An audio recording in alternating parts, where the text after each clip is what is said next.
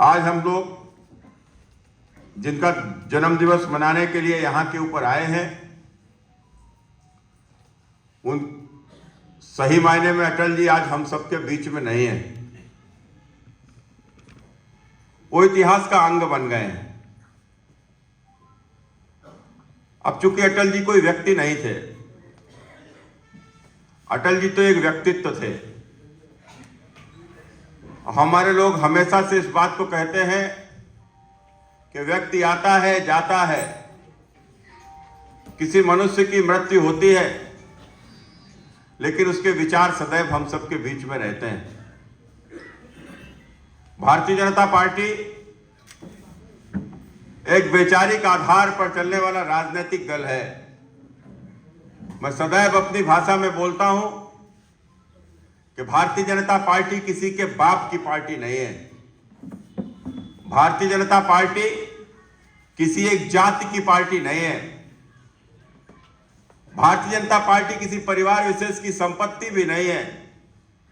Bharatiya Janata party यदि party है तो हमारे आपके जैसे असंख्य राष्ट्रभक्त कार्यकर्ताओं की पार्टी है, जो भारत माता के लिए अपने प्राणों का बलिदान भी दे देना चाहते हैं। ऐसे लोगों की पार्टी भारतीय जनता पार्टी है। वे विचार यदि हमें कहीं से आए हैं तो निश्चित रूप से हमारे बीच में काम किए हुए तमाम सारे लोग जो आज हमारे बीच में नहीं है।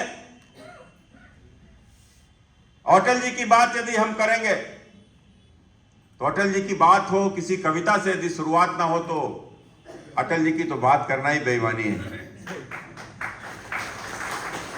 अटल जी का पूरा जीवन उनकी एक कविता से झलकता था।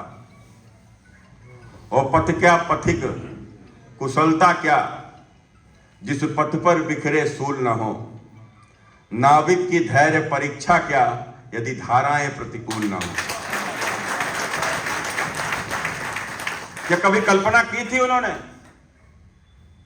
या हमारे विचारों के लिए काम की शुरुआत करने वाले उन तमाम महापुरुषों ने, क्या आज जो इतना विशाल स्वरूप पूरे भारत में जो भारतीय जनता पार्टी का दिखाई पड़ रहा है, किसी ने सोचा था क्या भारतीय जनता पार्टी जनसंघ के रूप में जिसके शुभारंभ हुआ था, एक दिन भारत पर शासन करेगी, हमारी विचारधारा पूर्ण बहुमत के साथ में हिंदुस्तान की सत्ता में आएगी, हिंदुस्तान के अनेकों राज्यों में हम बहुमत के साथ वहां के ऊपर सरकार बनाएंगे, हमारे सैकड़ों सांसद होंगे, हजारों विधायक होंगे, अनगिनत जनप्रतिनिधि होंगे। या किसी ने कल्पना भी नहीं की थी। वहां तो लोग केवल इतने में ही प्रसन्न हो जाते थे कि जब जनसंघ के समय पर यदि जमानत भी बच जाती थी तो ढोल और नगाड़े बजाए जाते थे। एक इस प्रकार की शुरुआत हुई थी मित्रों। किसी नगर पालिका के चुनाव में यदि एक दो सभासद भी जीत जाते थे तो उत्साह का माहौल होता था। लोकसभा के चुनाव में यदि सांसद की जमानत बच जाती थी तो त्योहार मनाया जाता था। इस प्रकार की स्थिति हुआ करती थी। कभी कल्पना भी नहीं किए थे, लेकिन उसके बावजूद इन विचारों के आधार पर चलने वाले ऐसे तमाम सारे लोग, उनमें से एक अटल बिहारी वाजपेयी जी भी हुए हैं। और शायद यही कारण है कि उनका एक संस्मरण में सुन रहा था तो अटल जी बताते हैं, आडवाणी जी अटल जी दोनों लोग जब किसी भी चुनाव से निवृत्त होते थे तो उस चुनाव में इतनी कठोर परिश्रम करते थे कि उसके बाद में वो मूवी देखने जरूर जाते थे, माने सिनेमा देखने जाते थे। तो एक दिन वो सिनेमा देखने गए और सिनेमा से निकल कर आने के बाद में अटल जी ने जब सड़क के ऊपर आए, अटल जी आडवाणी जी से अटल जी ने कहा कि आडवाणी जी देख लेना, एक दिन अंधेरा छटेगा, सूर्य उगेगा और कमल खिलेगा। और सही मायनों में वह युवा समय में, उनके युवा काल में उनकी वह प्रतिज्ञा इस देश के असंख्य कार्यकर्ताओं ने उसको आज पूरा करके दिखाया है। श्रद्धेय अटल बिहारी वाजपेयी जी, आज हम लोग भी उन सौभाग्यशाली लोगों में हैं जिन्होंने अटल जी के सानिध्य में जिन्हें काम करने का अवसर मिला। मैं हाई स्कूल का छात्र था, अटल जी का नौस से निकल रहे थे। मेरे चाचा भी उस समय थोड़ी बहुत राजनीति में थे। मुझे गाड़ी चलाने का बड़ा शौक था तो मैं उनके साथ में गाड़ी चलाने के लिए गया था। वो मेरे को लेकर गए कि आज चलो, आज अटल जी आ रहे हैं, आज अटल जी को रोक के उनका स्वागत करेंगे। उनके मित्रों के साथ में हम लोग भी पहुंचे और मुझे पहली बार जीवन में अटल जी के चरण स्पर्श करने का अवसर प्राप्त हुआ। मैं अपने आप को बड़ा ही सौभाग्यशाली समझता हूं। अटल जी के समय पर मैं युवा मोर्चा का अध्यक्ष भी था जब वो इस भारत के यशस्वी प्रधानमंत्री थे। मुझे उनके समय पर काम करने का भी अवसर मिला है। तो निश्चित रूप से हम लोग बड़े ही सौभाग्यशाली लोग हैं, आप भी बड़े सौभाग्यशाली लोग हैं जिन्होंने अटल जी के जीवन काल में अटल जी के कार्यों को देखा है। और निश्चित रूप से जिस प्रकार से उन्होंने सरकार चलाई थी, वह सरकार में वो अपनी भाषा में बोलते थे। सरकार जो भानुमति का कुनवा टाइप जो सरकार वो बनाए थे, वो खुद ही इस बात को बड़े चुटकी लेकर बोलते थे, सरकार चलाना यह बड़ा कठिन काम है। कभी जयललिता को मनाओ तो ममता रूठ जाती है, और ममता को मनाओ तो नीतीश गुर्राते हैं। किस प्रकार की सरकार उन्होंने चलाई थी, यह वास्तव में उनके ही शब्दों में सुने तो सही मायने में अपने ही विचारों को लेकर अपने तमाम सारे ऐसे वैचारिक मुद्दों को उस समय की तत्काल परिस्थितियों के आधार पर देश के विकास को देखते हुए उन तमाम मुद्दों को ब्रेक करते हुए कॉमन मिनिमम प्रोग्राम के आधार पर सरकार चलाई, और वास्तव में जिसमें विपरीत विचारधाराओं के तमाम सारे दलों को लेकर साथ चले। यह कोई छोटा काम नहीं था। पहले 13 दिन, फिर 13 दिन के बाद 13 महीना, और 13 महीने के बाद में 4.5 साल जो सरकार चली, और उस सरकार ने जिस प्रकार का आधार रखा, आज वही आधार इस देश में फलीभूत होते हुए दिखाई पड़ रहा है। अटल जी से पहले इस देश में जब भी सरकारें होती थी, उन सरकारों का काम क्या होता था कि जिसकी सरकार बन जाती थी तो मानो उसे लूट का लाइसेंस ही मिल जाता था। परिवार, नाते रिश्तेदार, चेला चमचा मिलकर सब लूटने में लग जाते थे, देश के संसाधनों के साथ में लूट करते थे, गरीबों को आने वाली योजनाओं में वंदर माट करते थे। लेकिन अटल जी ने जिस प्रकार से शासन चलाया, देश की सीमाओं को सुरक्षित करने का काम किया, आतंकवाद से निपटने का काम किया, और जिस प्रकार से स्वर्णिम चतुर्भुज योजना लाकर इस देश के तमाम सारे राजमार्गों से देश को जोड़ने का काम किया, पूरब से पश्चिम, उत्तर से दक्षिण तक इस देश को राजमार्गों के साथ जोड़ने का काम किया। यह काम कोई छोटा काम नहीं था। उस समय के भारत में जिस प्रकार की स्थितियां थी, जब भी मुझे आज भी याद में आता है कि हम लोग जब कहीं दूसरे राज्यों में जाते थे तो इस प्रकार के छोटे छोटे मार्ग होते थे, कई दिनों के जाम लगा करते थे। किसानों को ले जाने वाले तमाम सारे फल फूल सब्जियां इत्यादि जिस प्रकार से भी एक राज्य से दूसरे राज्य जाती थी तो कितना ही वहां उस जाम में फंसने के कारण से उनकी क्षतिग्रस्त हो जाती थी, खराब हो जाती थी, कितना ही डीजल लगता था, पेट्रोल लगता था। लेकिन जब राजमार्ग बने तो उस सुविधा के आधार पर किस प्रकार से विकास आगे हुआ, यह निश्चित रूप से इसकी कल्पना हम लोग आज कर सकते हैं। और यही कारण है कि अटल जी के जन्म दिवस को जब हम लोग मनाते हैं तो अटल जी के जन्म दिवस को हम सुशासन के रूप में मनाते हैं। ये सुशासन दिवस के रूप में अटल जी का जन्म दिवस मनाते हैं। और जब हम सुशासन की बात करते हैं तो निश्चित रूप से सरकार, कोई भी सरकार का या कोई भी शासन जब सुशासन का रूप लेता है तो जनता का भला होता है, और जब शासन का रूप लेता है तो निश्चित रूप से अंग्रेजों या उससे पहले की सरकारों की ही ध्यान आती है। और इस बात का मुझे कहने में कोई संकोच नहीं है कि जिस प्रकार से सन 2014 से पहले अटल जी के शासन को यदि हम छोड़ दें तो उससे पहले की जो भी सरकारें चली, इस सरकार ने इस देश में रहने वाले लोगों की चिंता नहीं की। उन सरकारों ने इस देश में रहने वाले गरीबों की चिंता नहीं की। उन सरकारों ने इस देश में रहने वाले नौजवानों की चिंता नहीं की, नहीं चिंता की इस देश के किसानों की, नहीं चिंता की यह देश को परम वैभव तक कैसे लेकर जाएंगे। किसी ने चिंता नहीं की इस देश का इस पूरी दुनिया में आखिर किस प्रकार का आत्मसम्मान होना चाहिए। इस देश का सम्मान बढ़ाने की भी चिंता किसी ने नहीं की। जिसको भी मौका मिला उसने चिंता केवल अपनी और अपने परिवारों की।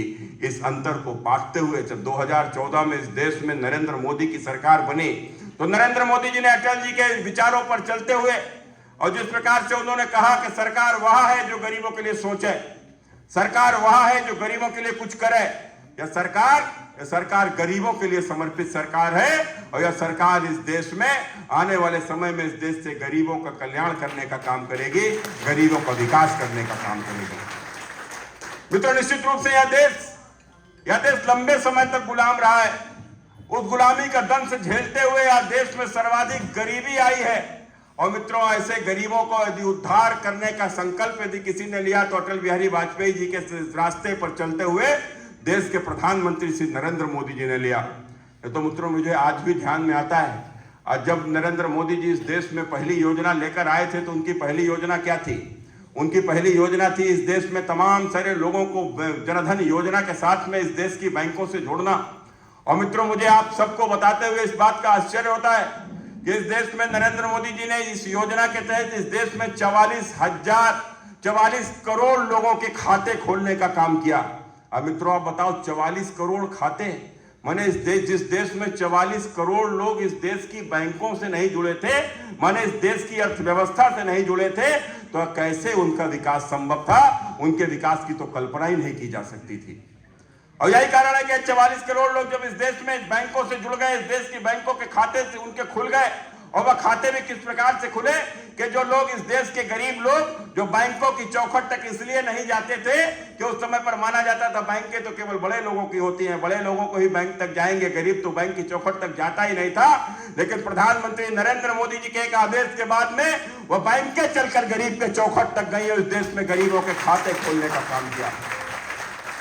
आज उसी का परिणाम है जब प्रधानमंत्री जी कहा करते थे कि ना तो मैं खाऊंगा और ना मैं खाने दूंगा। आज उसी का यह परिणाम है कि जब एक समय पर राजीव गांधी जी ने कहा था, कहा भी कहा था, मेरे कन्नौज में कहा था, वह कन्नौज आए थे, उन्होंने कन्नौज में कहा था कि हम 1 रुपया ऊपर से भेजते हैं लेकिन नीचे पहुंचते पहुंचते केवल 15 पैसा नीचे पहुंचता है, 85 पैसे बीच में खा जाते हैं।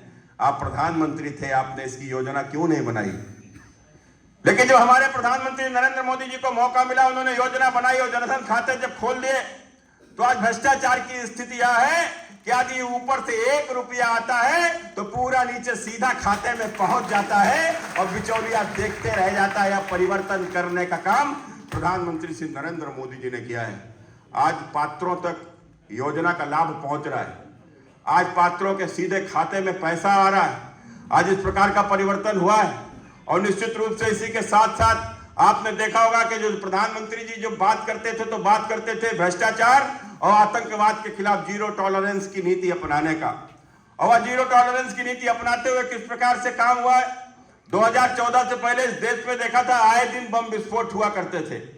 और बम विस्फोट इस प्रकार के होते थे कि निश्चित रूप से आपने देखा होगा कि कभी किसी बेंगलुरु में विस्फोट होता था, तो कभी दिल्ली में विस्फोट होता था, कभी मुंबई में विस्फोट होता था, और तो और या विस्फोट बाजारों में होते थे, या विस्फोट ट्रेनों में होते थे, या विस्फोट बसों में होते थे, और या विस्फोट होते थे न जाने कितने निर्दोष लोग इन विस्फोटों में मारे जाते थे।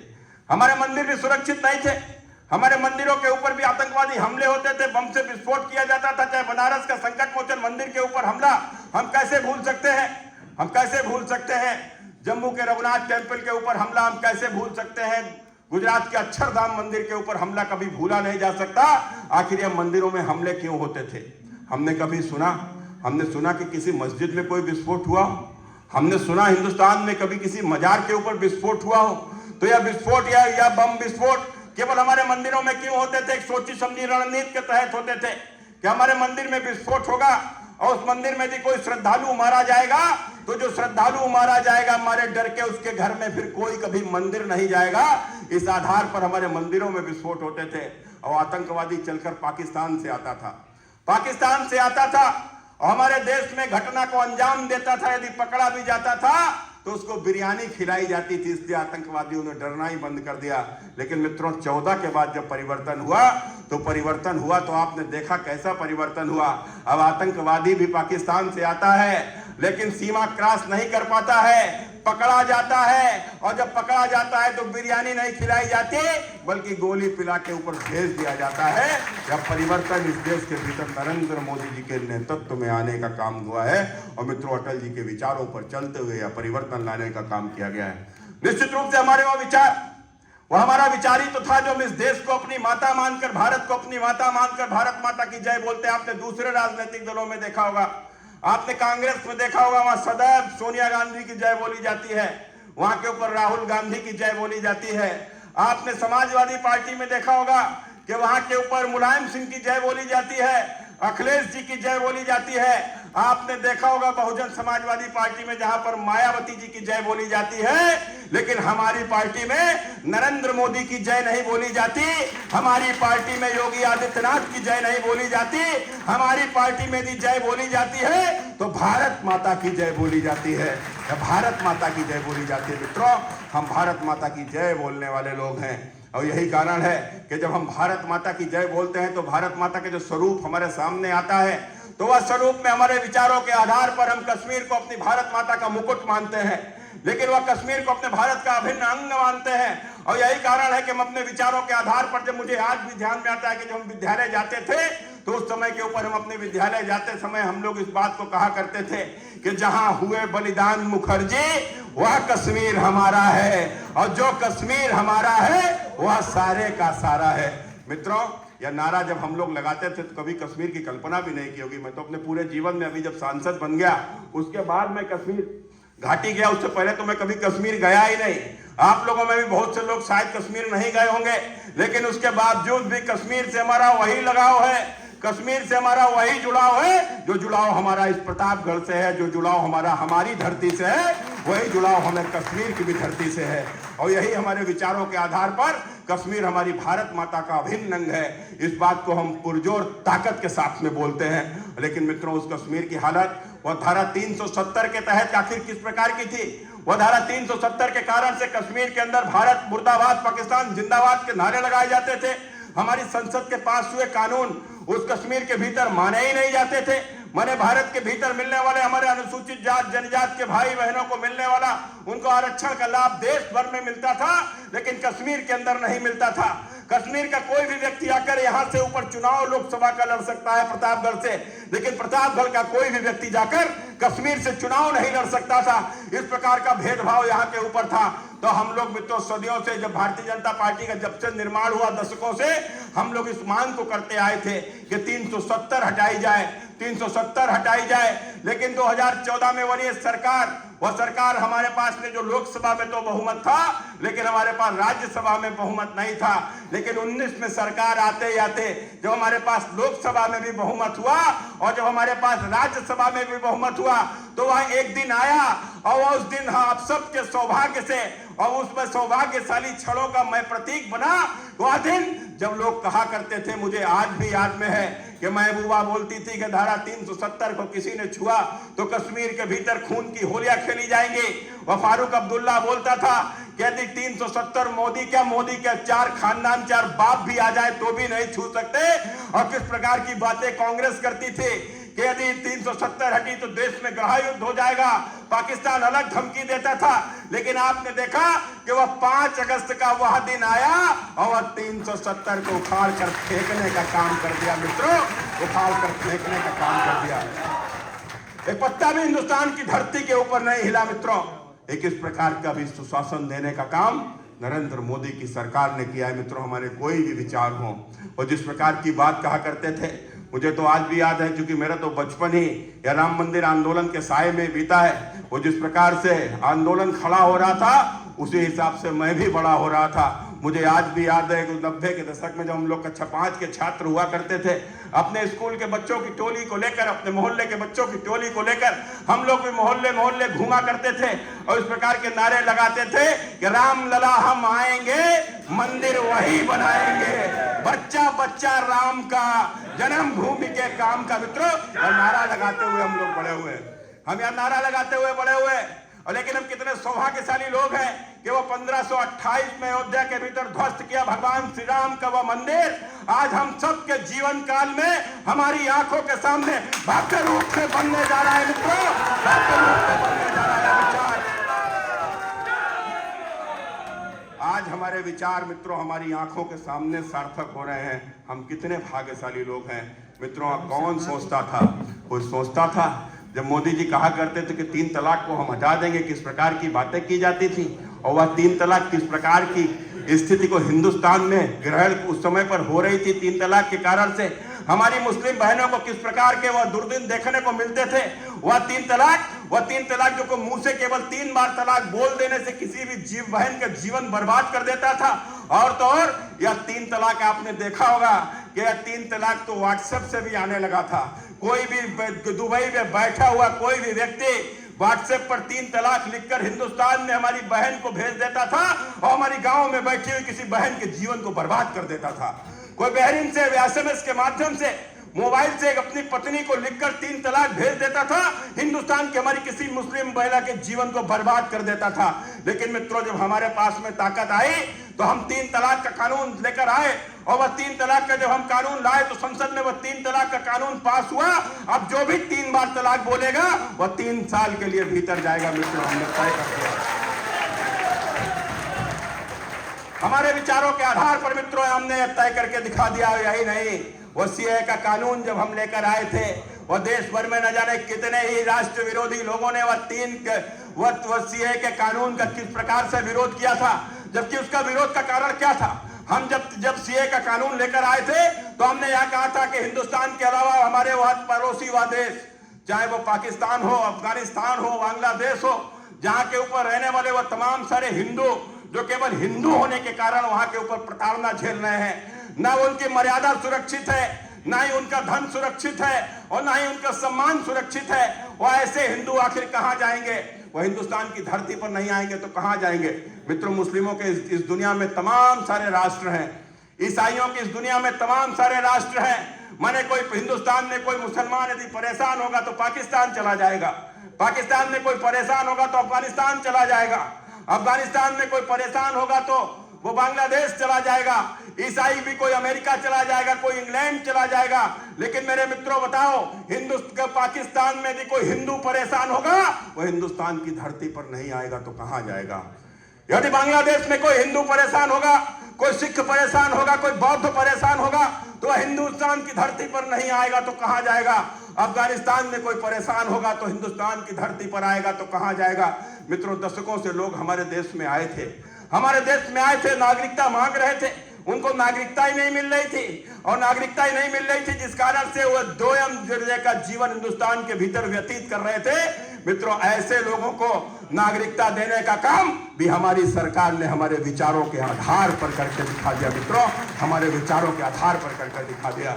यह सब यदि संभव हुआ है तो निश्चित रूप से आज अटल जी के विचारों पर चलते हुए नरेंद्र मोदी की सरकार ने सब संभव करके दिखाया है। और यही नहीं मित्रों, मैं तो इस बात को कहता हूं, आप तो यहाँ तमाम सारे लोग बैठे हुए हैं और ये तो जनपद निश्चित रूप से वो कांग्रेस के बड़े नेता आसपास यहाँ से सांसद रहे हैं। सोनिया गांधी यहाँ से सांसद रही, राहुल गांधी रहे और उससे पहले राजीव गांधी रहे, तमाम सारे नेता, बड़े बड़े नेता कांग्रेस के यहाँ से सांसद रहे। यहाँ के ऊपर बैठे हुए तमाम सारे बुजुर्ग लोग या तमाम सारे लोग, आप बताइए, आपने कभी कोई भी प्रधानमंत्री कोई ऐसा देखा है जिसकी कोई योजना आपके गांव तक आई हो, आपके गांव में दिखाई पड़ी हो? मित्रों, कोई प्रधानमंत्री ऐसा नहीं दिखता जिसकी कोई ना कोई योजना आपके गांव में आई हो। लेकिन आज मैं बड़े गर्व के साथ इस बात को कहता हूं कि हमारे प्रधानमंत्री नरेंद्र मोदी जी, हम सबके प्रधानमंत्री नरेंद्र मोदी जी ने अटल जी के रास्ते पर चलते हुए आज हम इस बात को गर्व से बोल सकते हैं कि गांव की तो बात ही छोड़ दो, शायद ही कोई घर ऐसा होगा जिसमें कोई ना कोई योजना ना पहुंची हो। मित्रों, कोई ना कोई योजना ना पहुंची हो। आज इस प्रकार का शासन लाने का काम हमारे देश के प्रधानमंत्री जी ने किया है। किसी को पक्का मकान बन गया होगा तो किसी के दरवाजे पर शौचालय आ गया होगा, किसी को उज्ज्वला योजना का कनेक्शन मिल गया होगा, किसी को आयुष्मान कार्ड मिल गया होगा, 5 लाख रुपया तक के उसके इलाज की व्यवस्था मुफ्त में हो रही होगी, और किसी को यदि कुछ नहीं मिला होगा तो 6,000 रुपए की सम्मान निधि तो जरूर मिल गई होगी। मित्रों, जरूर मिल गई होगी। इस प्रकार का सुशासन लाने का काम आज नरेंद्र मोदी जी की सरकार में हुआ है। और उत्तर प्रदेश की तो बात ही क्या करना मित्रों, ये वही तो प्रदेश है जहां कहा जाता था कि जिसकी लाठी उसकी भैंस। बड़े इस प्रकार की स्थिति होती थी, गुंडे, माफिया, लुच्चे, लफंगों को सरकार का संरक्षण होता था और यह माफिया उत्तर प्रदेश में जेलों में बैठकर भी उत्तर प्रदेश की सरकार को संचालित करते थे। किसी भी व्यापारी की फिरौती मंगा लेते थे, उसका अपहरण करा लेते थे, किसी की भी हत्या करा देते थे, गरीबों की जमीनों पर कब्जे कर लेते थे और उन पर बड़ी बड़ी कोठियां, महल खड़ा करते थे। लेकिन आपने देखा जब योगी जी के नेतृत्व में उत्तर प्रदेश में जब सुशासन आया तो ये आज वही अपराधी जो गरीबों की जमीन पर कब्जा करते थे, सरकार ने जमीनों पर उनकी कब्जा कर लिया है और उनकी खड़ी बिल्डिंगों पर, उनके खड़े हुए घरों पर बुलडोजर से रौंदने का काम किया है। मित्रों, बुलडोजर से रौंदने का काम किया है। आज हम इस बात को गर्व के साथ कह सकते हैं, हमारी कोई माता हो, कोई बहन हो या कोई भी गरीब हो, उनके सम्मान से कोई उनके सम्मान से खिलवाड़ करेगा तो बाबा के बुलडोजर तहत रौंद दिया जाएगा। मित्रों, रौंद दिया जाएगा।